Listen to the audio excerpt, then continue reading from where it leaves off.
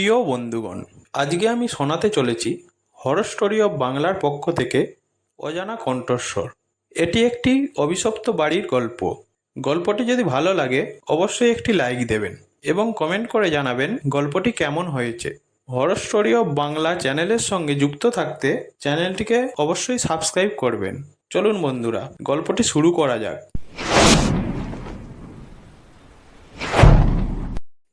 নিশীথ রাতে অর্ণব ও তার বন্ধুরা মিলে গ্রামে ঘুরতে আসে। তারা ঠিক করে গ্রাম থেকে একটু দূরে এক পুরনো ভাঙা বাড়ির আশেপাশে ঘুরে বেড়াবে। গ্রামের লোকেরা বলে সেই বাড়িটা অভিশপ্ত, কারণ সেখানে একসময় এক পরিবার রহস্যজনকভাবে মারা যায়। রাত প্রায় 12টা, চারপাশে নিস্তব্ধতা। বন্ধুরা হাসি মজায় মেতে আছে, কেউ কেউ হালকা ভয়ও পাচ্ছে। বাড়িটার কাছে এসে তারা দাঁড়িয়ে পড়ে। অর্ণব হঠাৎ শুনতে পায় কেউ যেন তার নাম ধরে ডাকছে। সে থেমে যায়, মনে হয় ভুল শুনেছে, কিন্তু কিছুক্ষণ পর আবার সেই একই কণ্ঠস্বর।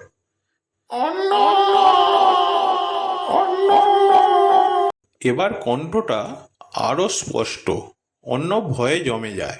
সে তার বন্ধুদের বলে, কিন্তু কেউ কিছু শোনেনি। তখনই হঠাৎ করে বাতাসে এক ঠান্ডা অনুভূতি ছড়িয়ে পড়ে, আর সেই কণ্ঠস্বর আরো কর্কশ হয়ে ওঠে।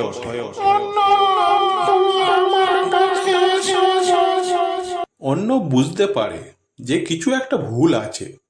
সে পালাতে চায়, কিন্তু তার পা যেন জমে গেছে। তার বন্ধুরা অর্ণবকে ধরে বাইরে নিয়ে আসে, কিন্তু সেই কণ্ঠস্বর তাকে পিছু ছাড়ে না। যতবারই সে একা থাকে ততবারই সেই অজানা কণ্ঠস্বর তার নাম ধরে ডাকে। অবশেষে গ্রামের একজন বৃদ্ধ এসে অর্ণবকে জানান যে কণ্ঠস্বর সে শুনতে পাচ্ছে তা সেই অভিশপ্ত বাড়ির পুরনো মালিকের মেয়ে। সে তার মৃত্যুর পর থেকেই কাউকে ডাকতে থাকে, আর যে তার ডাক শুনতে পায় তাকে সে তার কাছে টেনে নিয়ে যায়। অর্ণবের বাঁচার একটাই উপায়, তাকে সেই বাড়িতে গিয়ে তার আত্মাকে মুক্ত করতে হবে। অর্ণব তার বন্ধুদের সঙ্গে সেই বাড়িতে ফিরে আসে, যেখানে তারা একটি পুরনো ডায়েরি পায়। সেখানে লেখা ছিল সেই মেয়েটির কষ্টের কাহিনী। ডায়েরিটা পড়ে তারা বুঝতে পারে মেয়েটির আত্মা শান্তি পাচ্ছে না, কারণ তার মৃত্যু স্বাভাবিক ছিল না। তারা তার জন্য প্রার্থনা করে, আর তার আত্মা মুক্তি পায়। তারপর থেকে অর্ণব আর সেই কণ্ঠস্বর শুনতে পায় না, কিন্তু প্রতি রাতে ঘুমানোর আগে সে ভাবে, যদি সে আবার সেই কণ্ঠস্বর শুনতে পায় কি হবে তখন। অর্ণবের জীবন আবার স্বাভাবিক হয়ে যায়, কিন্তু কিছুদিন পরেই অদ্ভুত ঘটনা ঘটতে থাকে। রাতের বেলা সে ঘুমাতে গেলে মাঝে মাঝে তার ঘর ঠান্ডা হয়ে যায়, এবং মাঝে মাঝে একটি অদ্ভুত কণ্ঠস্বর তার কানে আসে, যা আসলে সেই মেয়েটির কণ্ঠস্বর নয়, বরং আরও কিছু অন্ধকার শক্তির সুর। একদিন গ্রামে নতুন একটি পরিবার এসে বসবাস শুরু করে, যারা পুরনো বাড়ির কথা শুনে ভয় পায় না। অর্ণব একদিন তাদের কাছে গিয়ে পুরনো কাহিনী শোনায় এবং সাবধান করে দেয়, কিন্তু তারা বিশ্বাস করে না। তাতে গ্রামে নতুন উত্তেজনা তৈরি হয়। একদিন রাতে নতুন পরিবারের শিশু অদ্ভুতভাবে নিখোঁজ হয়ে যায়। অর্ণব এবং তার বন্ধুরা মিলে সেই বাড়ির দিকে এগোতে থাকে। বাড়ির ভিতরে ঢুকে তারা দেখতে পায় ঘরের মধ্যে দিয়ে সেই অদ্ভুত কণ্ঠস্বর আরও জোরালো হয়ে উঠেছে। অর্ণব বুঝতে পারে যে বাড়ির ভূতের প্রভাব আরও বেড়ে গেছে এবং নতুন পরিবারের ওপর প্রভাব ফেলেছে। একত্রে তারা বাড়ির পুরনো রেকর্ডিং আর ডায়েরির সাহায্যে নতুন একটি রহস্য উন্মোচন করে। পূর্ববর্তী কাহিনী সঠিক ছিল, কিন্তু অজানা অতৃপ্ত আত্মা এখনও আছে, যারা শান্তি পাচ্ছে না। তারা জানতে পারে যে ওই অতৃপ্ত আত্মাগুলি আরও কিছু দুর্ভাগ্যজনক আত্মার সাথে জড়িয়ে গেছে, যারা আত্মসমর্পণ করতে পারছে না। অর্ণব ও তার বন্ধুরা একাধিক অনুসন্ধান করে এবং পুরনো গ্রামবাসীদের সাহায্য নিয়ে এক বড় আধ্যাত্মিক অনুষ্ঠানের আয়োজন করে, যা সকল আত্মাদের শান্তি প্রদান করবে। তারা একটি শক্তিশালী পূজার আয়োজন করে এবং বাড়ির অভিশাপ দূর করার চেষ্টা করে। অবশেষে সেই অভিশপ্ত বাড়ির অতৃপ্ত আত্মাগুলি শান্তি পায় এবং নতুন পরিবারও তাদের শিশুকে ফিরে পায়।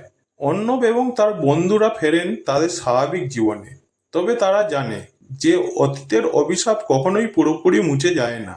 এটি শুধু একটি নতুন অধ্যায়ে প্রবেশ করে। অর্ণব এবং তার বন্ধুরা মনে করে তারা শেষ পর্যন্ত অভিশপ্ত বাড়ির সমস্যার সমাধান করেছে।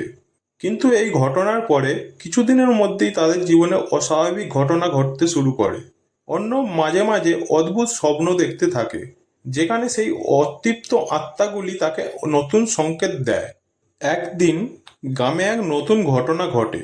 গ্রামের প্রধানের কন্যা সুপ্রিয়া হঠাৎ করে অদ্ভুতভাবে অসুস্থ হয়ে পড়ে এবং তার শরীরে এক ধরনের অদ্ভুত চিহ্ন দেখা যায়।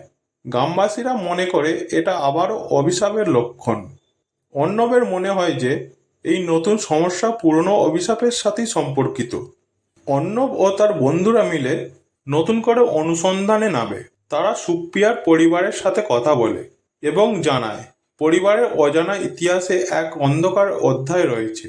তারা খুঁজে পায় যে সুপ্রিয়ার পরিবারের একজন পূর্বপুরুষের সাথে সেই অভিশপ্ত বাড়ির মালিকের এক ধরনের দ্বন্দ্ব ছিল, যা এখনো সম্পূর্ণ নিষ্পত্তি হয়নি।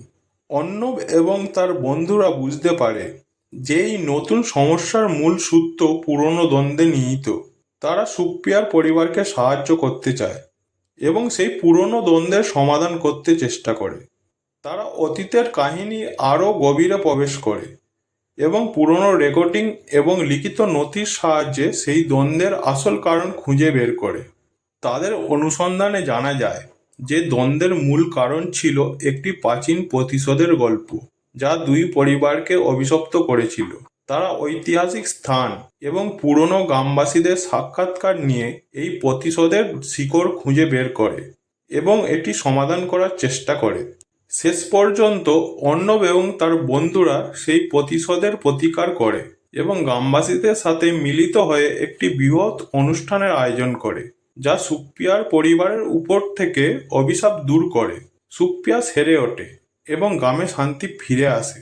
অর্ণব বুঝতে পারে যে অতীতের ভুল এবং দ্বন্দ্ব সবসময় বর্তমানকে প্রভাবিত করতে পারে, কিন্তু তা সমাধান করে নতুন পথ তৈরি করা সম্ভব। তারা জানতে পারে যে প্রত্যেকটি সমস্যার আসলে একটি নতুন সুযোগ এনে দেয় শান্তি এবং সামঞ্জস্য প্রতিষ্ঠার। ধন্যবাদ বন্ধুগণ, গল্পটি পুরো শোনার জন্য। গল্পটিতে একটি লাইক এবং কমেন্ট করে দেবেন। পরবর্তী গল্পগুলো শোনার জন্য হরর স্টোরি অফ বাংলা চ্যানেলটিকে সাবস্ক্রাইব করে দেবেন। ধন্যবাদ বন্ধুরা।